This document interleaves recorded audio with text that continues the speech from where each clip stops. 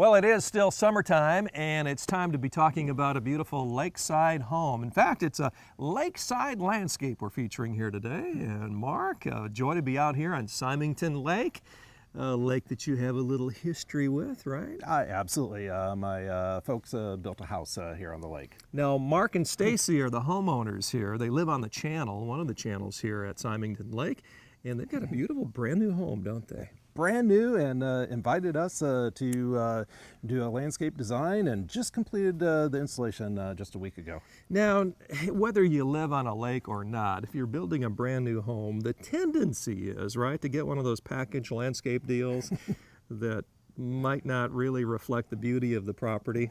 Well, is that a correct statement? Right, and this is just the opposite. This is a custom landscape, and it was designed to their specifications. Very good. Let's start out here. What you got going? Well, one of the requests was that they wanted a low maintenance landscaping, and that begins with good quality woven fabric weed barrier that allows water to go through but prevents any weeds from coming up, and low maintenance stone ground cover that you're going to get 20 to 25 years worth of use out of. And then thirdly, you want to have dwarf plants that don't require a lot of care, a lot of pruning and trimming. I like and that. This happens to be one of our dwarf Alberta spruce called a John's Dilly. Really? John's Dilly? Yes. That's a dilly of a dwarf. It is, thank you. And this is something that will just naturally shape itself, going to eventually very slowly get to be about 4 to 5 feet in height. Really? Make a nice accent here. Very, very nice. Well, you got a lot of things going on here. I mean, if you're at home watching, you're going to want to take some notes, because the way that everything flows here, Mark, is just nothing short of miraculous. I really love your work out here. Well, thank you.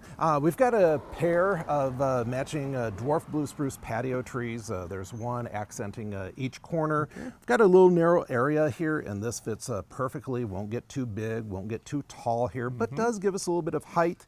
And then we've got the yellow coreopsis, which bloom nonstop all spring, all summer, and all fall. They will come back year after year because they are a perennial. Okay, now you did talk to Mark and Stacy ahead of time, right? And said, we got to get one of Craig's favorites in here. Is that what you told them? Actually, I didn't tell them at all. It was Mark who said that he really appreciates the sky pencil holly. I made a kind of a long laundry list of their wishes, and just kind of kept checking them off as I was going through the design process. But the challenge with this area here, Craig, is it's very narrow. Very narrow. And we don't have any windows or architectural features, so it's a kind of a blank canvas. We wanted something that provides some height, but not a lot of width. And most guests are coming down the street this way, actually all guests, because it's a cul-de-sac. And so everyone comes down here, they see this wall first before they see the front of the house. So these sky pencil hollies work out perfectly here. We're going to ask that they keep them pruned all to the same level. Well, they're just stunning. I love that plant. And you know, color is a very critical part of this design, not only in the choice of the plants, trees, and shrubs, but the siding kind of reflects what you do, right? It does, and you know, that's the backdrop, and we always want a contrast of color. Now at our garden center, we sell many more red leaf Japanese maples than what we do the green leaf varieties, just because people want color. But if you happen to have a red-sided home, red just really doesn't contrast that much in front of it. And so this is one of our green lace leaf varieties, and just now starting to get a little hint of gold here. This whole little miniature tree is going to take on a beautiful transformation as we go into the fall and have bright golden colored leaves. The challenge is that we've got this window up high. We really don't want anything to block that, but we did want a nice focal point here, and there isn't anything more precious than this green Japanese lace leaf maple. It's one of your favorites, right? It is. Yeah. I love it too. Well, you're hiding a few things here, I sense, right, Mark? Yes, we've got some necessary evils here at Symington Lake. They're on city sewer, and so this large boulder here is actually one of our artificial fiberglass boulders. We've got a pump grinder in there for their septic system. Wow. Over here, I don't know why builders put these right in front of the house, but we've got an ugly wellhead which we're hiding with that boulder. We've got some low maintenance roses here, which will continue to bloom into the fall. And then flanking each side of this window with some of our dwarf burning bush. And these are just starting to give a little hint of color. These turn fire engine red in the fall, but feature green leaves in the spring and summertime. They'll do a nice job of framing that window. Yeah, they will. And then you've got some bones over here, don't you? Well, thanks for noticing. Yes, this is one of our blue spruce trees that's on a diet. And this is a columnar blue spruce. Now, everyone's familiar with our common blue spruce trees that get 25 feet wide and 60 feet tall. Well, this will only get to be 4 to 5 feet in width, and that's with zero pruning. So it gives us some height here. I love the splash of blue. We've got some dwarf repeat blooming daylilies, which will give us a splash of yellow color next summertime. So for a nice layered type of look. Yeah, I tell you what, this is really nice, Mark. And you know, sometimes we forget about the side yard, but this is just as important, isn't it? Especially for the neighbor. It is. And we've got some of our necessary evils over here. We've got an air conditioner, we've got our satellite TV, we've got gas, and then we've got electric meters here. And so what we've done is we've positioned some ornamental grasses in here to give us some height, and those in just a few years are going to do a great job of softening those utilities. You know, our producer Gary Martin was even saying, hey, you know, I recognize those from the freebie sale, all right? I remember the other week we talked about that one. we did. Beautiful summer blooming tree here. This is a Rose of Sharon, and beautiful purplish blue colored flowers. You see lots and lots of flower buds. This will continue to bloom for about 2 to 3 months. Gives us a nice little height or accent the corner here. There's a ton of blooms in there. Outstanding. Now, around the lakeside of the house, of course, the residence has lots and lots of windows, and we really don't want to have anything that would obstruct the view of the water here. And so you're going to see a lot of dwarf, low maintenance type of plants that are always going to stay below the base of the windows, except for this one. And this is a little miniature ornamental tree. We've got the fireplace or chimney behind us. This is going to give us some vertical height. It's a fine line buckthorn, only gets 3 to 4 feet in width, but it's eventually going to get 8 to 10 feet in height. You know, this is almost like a front yard back here, isn't it? Because you right across the way, you've got people looking. You know, I would say it's safe to assume that more people actually see the back of the house than they see the front, just because of the body of water. Sure.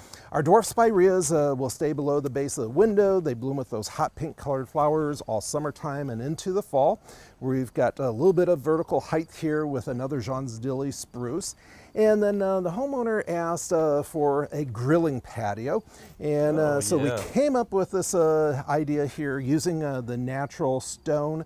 We've got the sandstone patio here, which gives just enough room for homeowner to be off to the side grilling here, and then allowing guests, got good traffic flow here, to go in and out of the house. I bet the guests are loving it just as much as the homeowner, right? I would hope so. Yeah.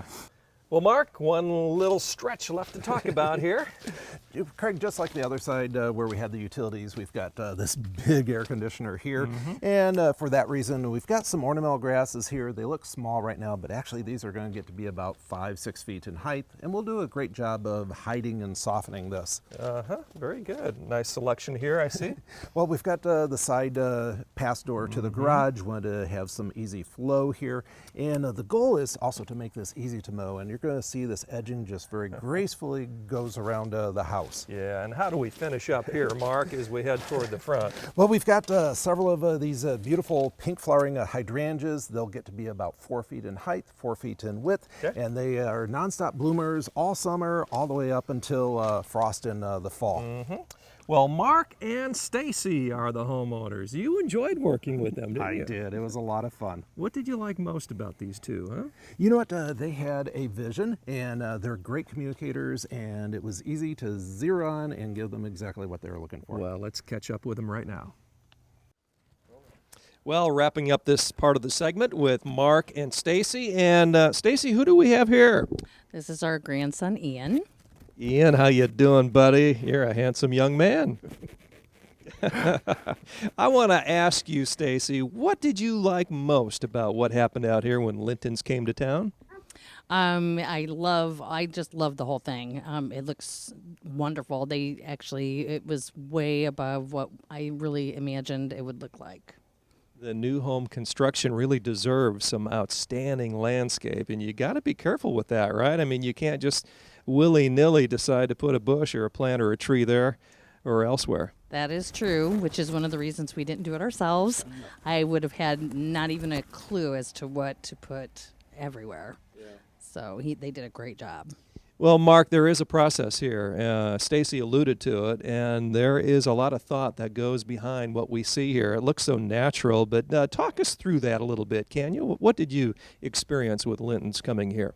Well, first of all, when we talked to Mark and he came out here, we showed him what we wanted. And, low maintenance, easy to mow around.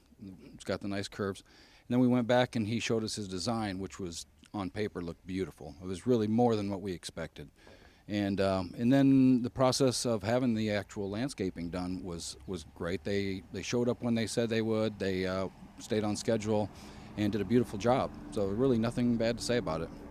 Fantastic. Well, thank you for those kind words. We're going to bring Mark Linton in right now. Mark, what do you have for us? Mark and Stacy, just want to thank you for allowing us to feature your home on our show and share it with all the viewers out there, and also greatly appreciate your trust in us and for your business. Thank you. Thank you. Very nice. Well, lots of things happening here. A lakeside landscape that rivals the very best that you'd see anywhere. And Ian, any final parting words here, buddy? Okay. He's just impressed on the inside, Mark. He's speechless. He's speechless. And you will be too when you call Linton's or go online at lintons.com. Back in a moment. Stay with us. We'll be right back.